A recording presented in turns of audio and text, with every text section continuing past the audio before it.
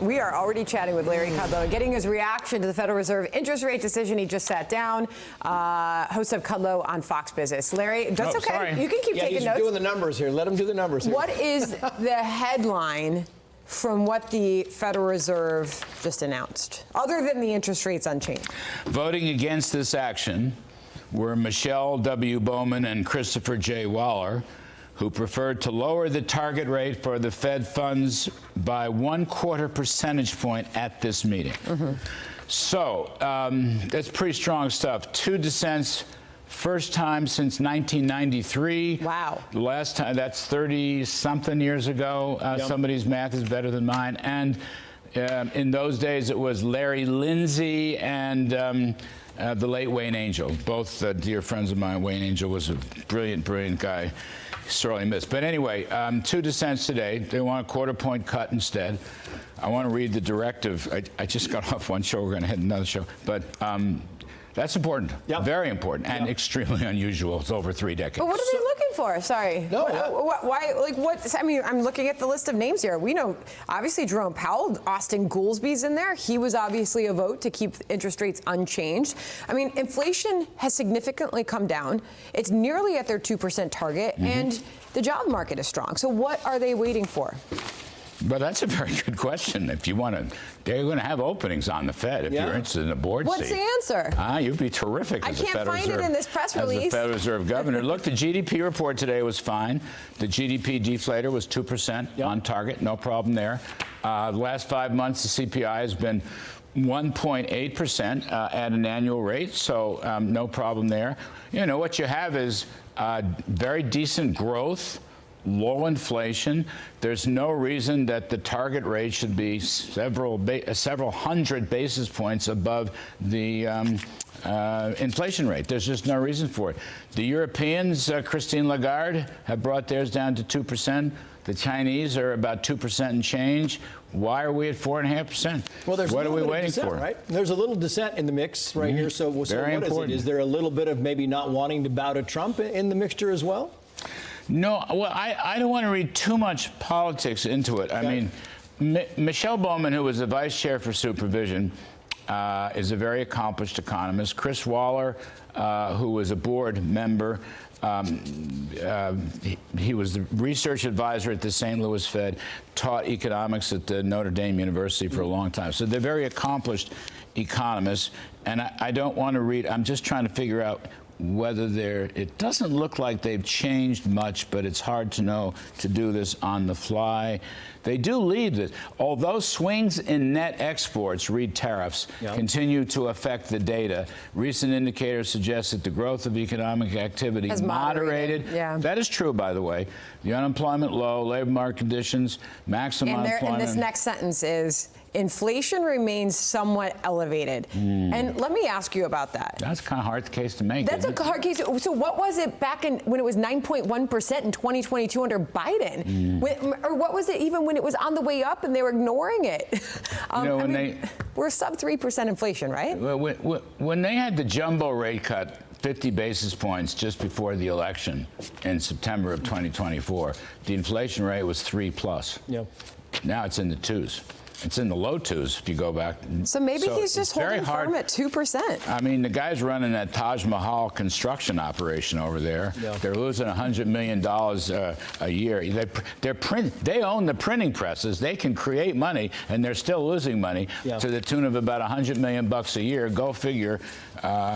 So no, I'm not happy with it. I'm not surprised. I don't think the market's surprised, but I do think the 2 dissents are very interesting.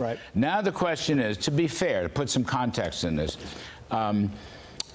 Mr. Powell will speak at the Fed conference in Jackson Hole, Wyoming in late August. Some people are speculating that he may open the door to rate cutting at that speech. So in September. And then in September, which is the next Fed meeting, you're right, that will be the point where there'll be a 1/4 or 1/2 point reduction in the rate in September. Now, that's a couple months from now. I'm just giving you speculation and context. I don't know. All I know is that I just think I mean, I think Trump is right. It's waiting too long. He's just waiting too long. Aside from mortgage rates, credit card rates, all the other stuff we talk about, what's the other danger of leaving the rates where they are for the time being? Well, those are important. Yeah. I mean, the housing market, the housing sector is in recession, and it has been for quite some time. A lot of that has to do with mortgage rates. Yeah. So if the Fed loosened up, those mortgage rates might come down. Give it a boost. Okay, it's not the only thing, but give them a boost. Okay, credit card rates awfully high, Trace. Right. I mean, correct me if I'm wrong, 25 to 30% is not unusual. Default rate is high? That would be affected. Yeah. Car loan rates, some of which are now tax exempt from the new One Big Beautiful Bill, those would be affected by this. So it's very important. And I might add, consumer spending, which would be affected a lot by these interest rate changes, consumer spending has slowed. There's no two ways about it from today's GDP report. It's holding up, but it has slowed. Is it part and parcel because the rates are still high? I mean, is there a bit of that? Because you have default rate on credit cards is way up there, and you think maybe consumer spending is because it's too high, because your credit card bill comes in, it's too high. You can't buy the house, it's too high. I think so. These are interest rates are huge. Look, interest sensitive, cars, houses, credit cards. I mean, it's right there in spades. Yeah, right. Very important. So why hold that up? I don't know. Ask Jay Powell. These are two, Michelle Bowman and Chris Waller, the dissenters, are two, they were nominated by President Trump. Yes, indeed. They're obviously acting in... Michelle Bowman was nominated in 2017, Chris Waller in 2020. As I say, but they're both distinguished economists, and they know what they're doing. Look, I have been told by insiders that look, here, step back real quick. Jay Powell keeps saying he can't ease until we have clarification on Trump's tariffs. What we know so far with Mr. Trump's tariffs is that they're not causing any ruckus at all. Right. All right. I mean, we could go into detail, but let's not. He's going to run a 15 to 20% tariff regime, which hundreds of billions of revenues are pouring into the federal government. That has to be a good thing. And these deals are being made, and the direct investment by foreigners are being made, and it's all a good story. There is no global trade war catastrophe. Okay, I am told that a lot of economists on the Federal Reserve Board staff really agree with Chris Waller and don't agree with Jay Powell. The tariffs are not the threat, and they're not a problem, and should not be an obstacle to lowering rates. Now, that's right. I'm just saying I have heard that a number of times from people that I know who work on the inside. I think you've got a lot of people, Reserve Bank presidents in these districts, who are holding back. Why are they holding back? I don't know. Yeah. Because their districts aren't doing fabulous either on the areas you mentioned. Auto sales, for example, home sales, for example. Yeah. So it's a bit of a mystery. Mr. Powell will only be around for a little while longer.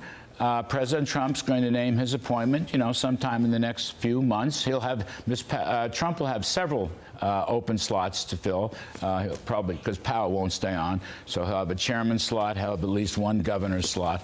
So he will eventually take over. And look, Jay Powell, Scott Bessent, Treasury Secretary Bessent, has said several times the Fed needs to be re-examined from top to bottom. Rand Paul wants it investigated. Well, audited, I should say. Audited. I think a lot of people do. A lot of people are mystified. The Taj Mahal story is one, but they keep losing money hand over fist. The Fed is making loans to banks at high interest rates, 4.5%. Half of that money goes to foreign banks. Why do they have to do that?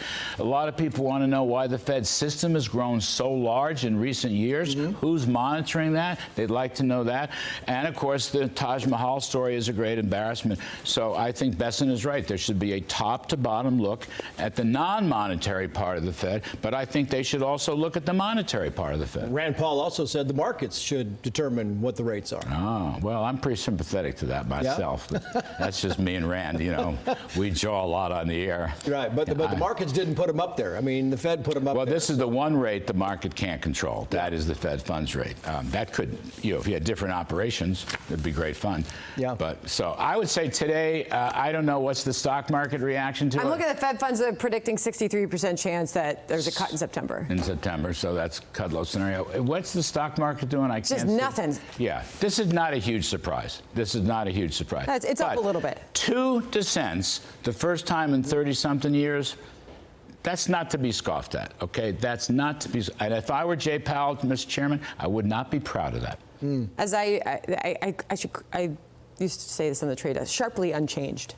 Okay, sharply unchanged. I always love when I can get Larry to laugh. Me too. Especially on a day like this. Larry, always good to have you. Thank you so much. Great. We're anticipating a live event in New York City. It has nothing to do with the Fed, but your coverage of this horrible tragedy. Yes. Fabulous, Amen. Trace Gallagher. Thank you, Larry. I appreciate that. Always good to see you. Hey, it's Will Kane. Click here to subscribe to the Fox News channel on YouTube. It's the best way to get our latest interviews and highlights. And click to subscribe to the Will Kane podcast for full episodes right now.